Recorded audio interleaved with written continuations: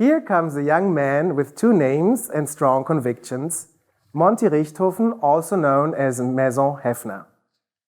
Born in 1995 in Munich, which explains his jacket, he is a Central St. Martin's graduate who currently lives in Leipzig.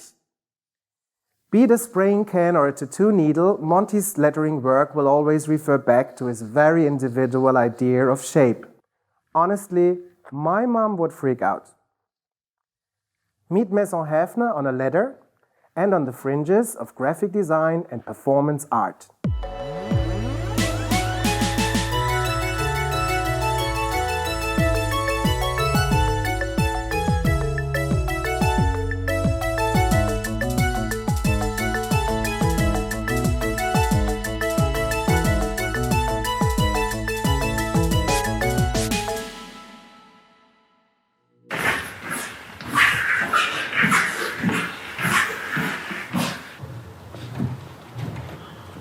My name is Monty.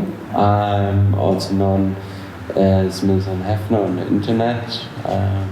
25 years old, and originally I'm from Munich, but currently I'm working in Leipzig.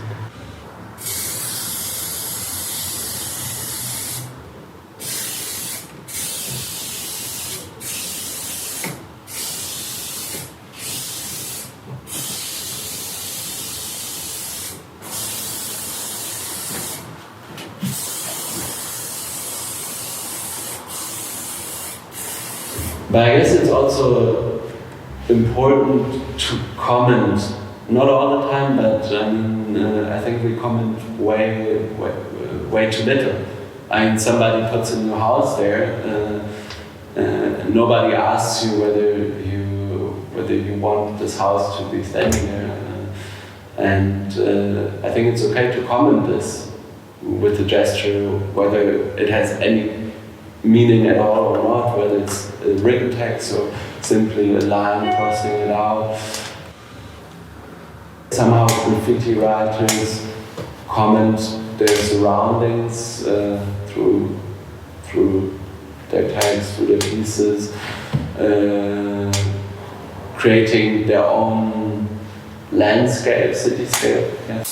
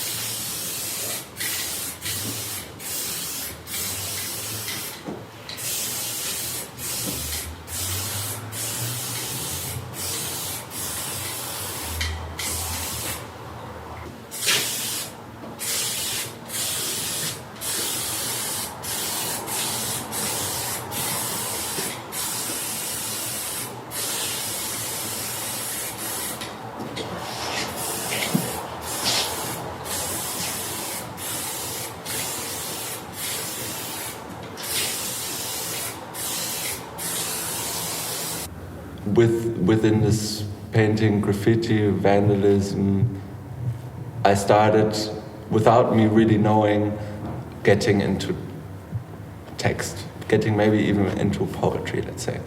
Because what we used to do is when we were painting a piece, we would, let's say, put a little note next to it and say, to all the working bees out there, or Merry Christmas, assholes, or something like this.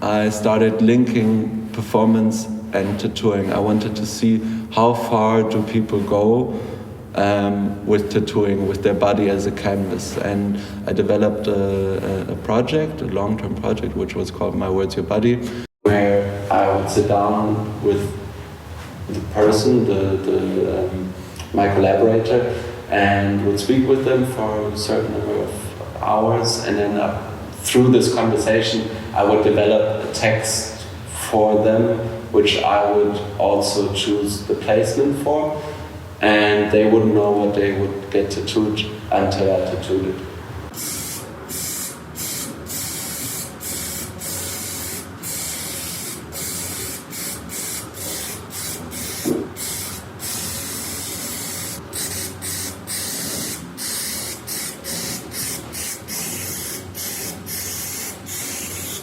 The internet is a theme that is very often coming back into my work.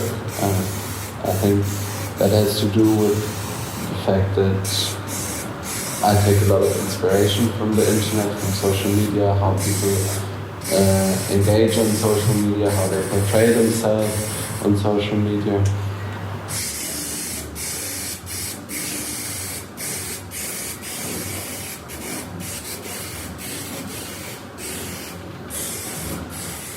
What I like about the internet as a platform for presenting my work is the feedback, is the comments, is the backlash, is the conflict, is also the, let's say, the acknowledgement, of course.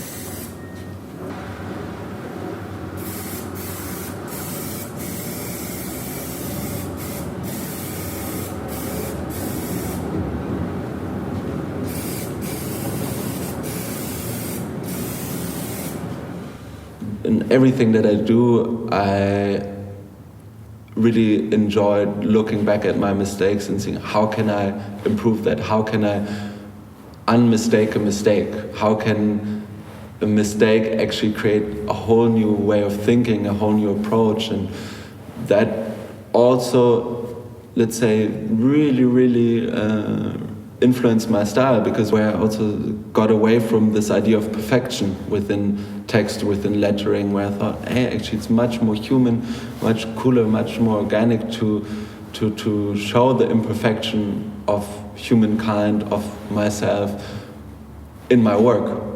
It's nothing that I want to hide.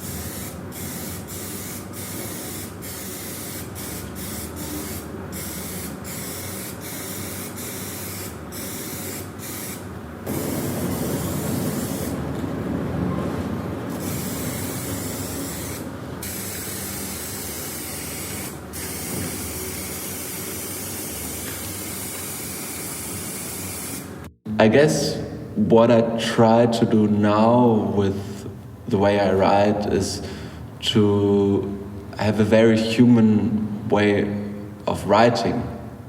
As I said, having room for errors, imperfection, because with the internet and with the influence of technology, this kind of typeface that we are always bombarded with, this often, or these typefaces we're bombarded with, they often strive for perfection, and perfection is just something that really doesn't interest me. It's something that doesn't appeal to me and which I can't really identify with, you know. Yet, within this imperfection, to seek also perfection, to seek the perfect imperfect, paradoxically.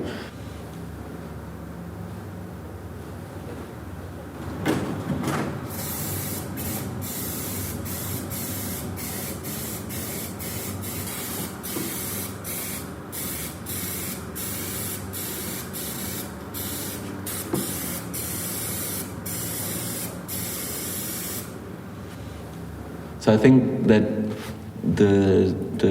this journey of looking or searching for the most imperfect way of writing, that's somehow my own goal. I like to challenge myself with that. I like to see how far can you go within this very limiting way of writing, because if you just have your own handwriting, you constantly have to adapt to it regarding your mood, regarding what you're trying to say, what you're trying to express.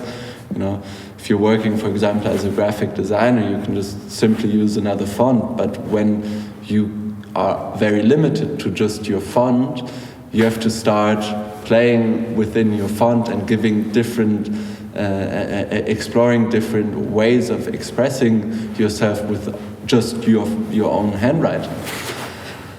And I think it's also a super important process to understand, at least for me, my own handwriting in all its layers.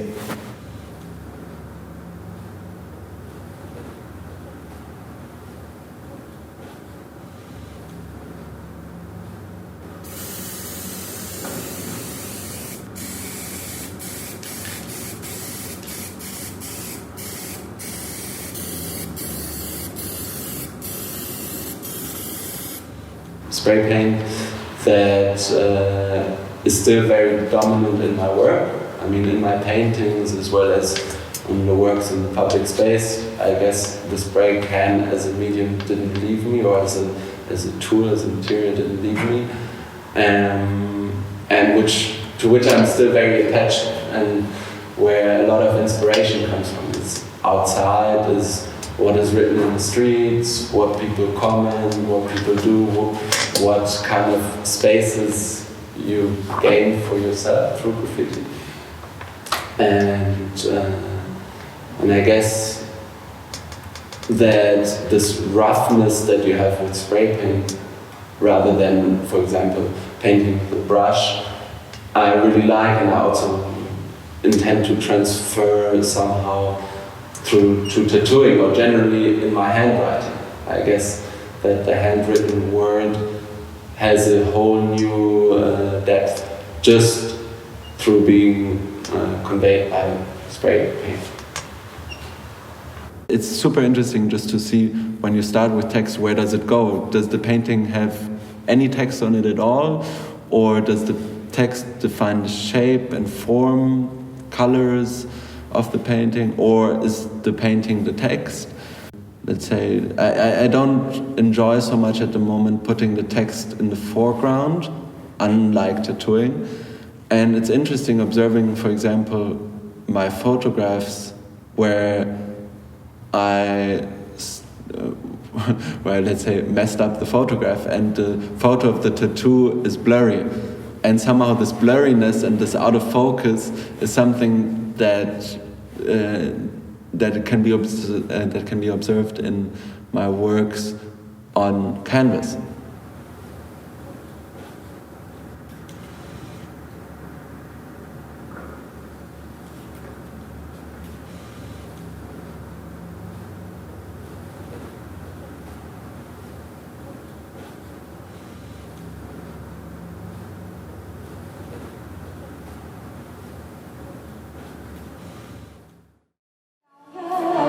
Hãy subscribe cho kênh Ghiền Mì